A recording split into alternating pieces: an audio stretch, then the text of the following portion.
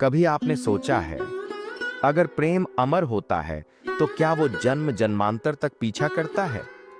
क्या कोई ऐसा प्रेम हो सकता है जो मृत्यु के बाद भी बाकी रहे, जो जन्म लेकर फिर से उसी आत्मा से मिलना चाहे?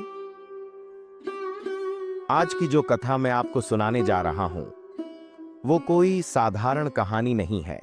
ये एक अनंत प्रेम की कथा है।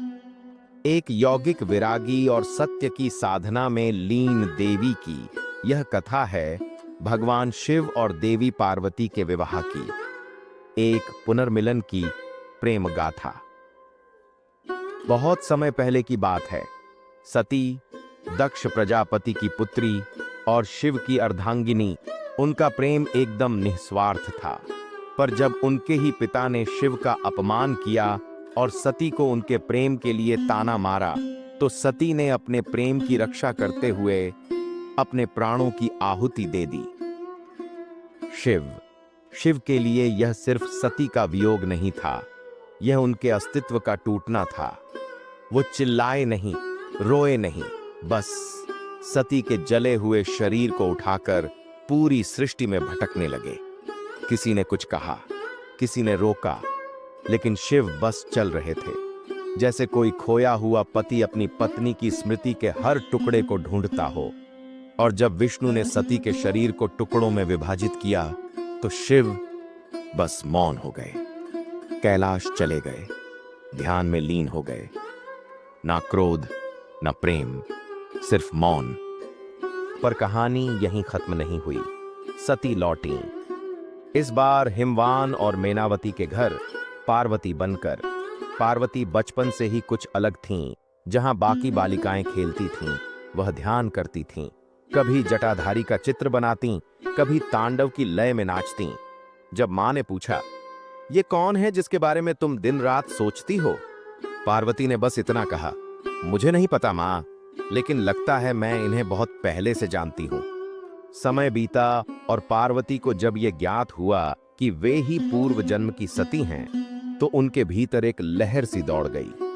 क्या शिव मुझे फिर स्वीकार करेंगे? क्या वो अभी भी मेरी प्रतीक्षा कर रहे हैं? इन सवालों का उत्तर खोजने के लिए उन्होंने एक ही मार्ग चुना, तप। पार्वती सब कुछ छोड़कर जंगल चली गईं। पहले फल खाए, फिर केवल जल, फिर वायु, और अंत में सिर्फ मंत्र, ओम नमः शिवाय। दिन नहीं बीते, युग बीते। शरीर क्षीण हुआ, लेकिन मन और प्राण केवल शिव के लिए और भी दृढ़ हो गए। उधर देवलोक में चिंता थी।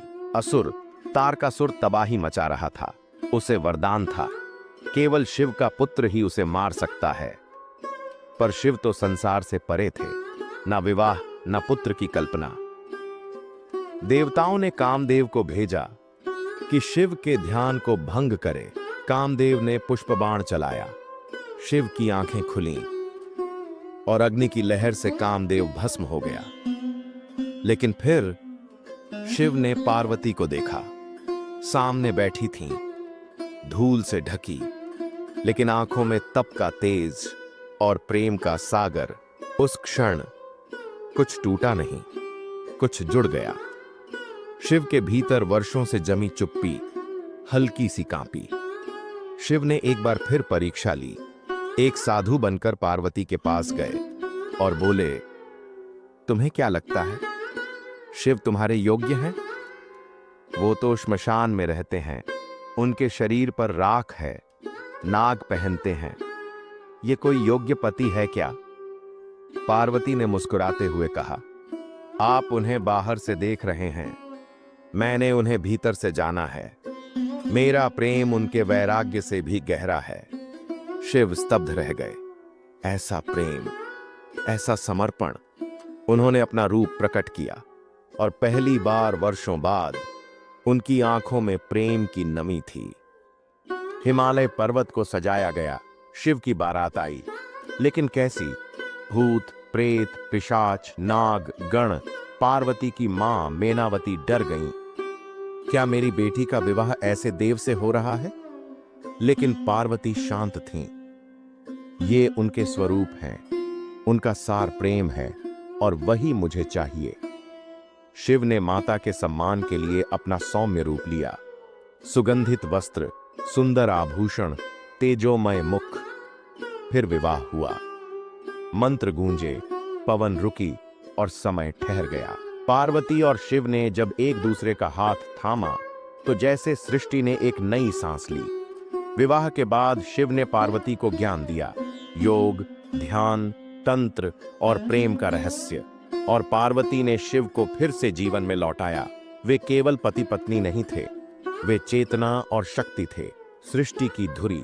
उनका प्रेम न तो केवल पूजा का विषय है, न ही केवल पुराणों की कहानी।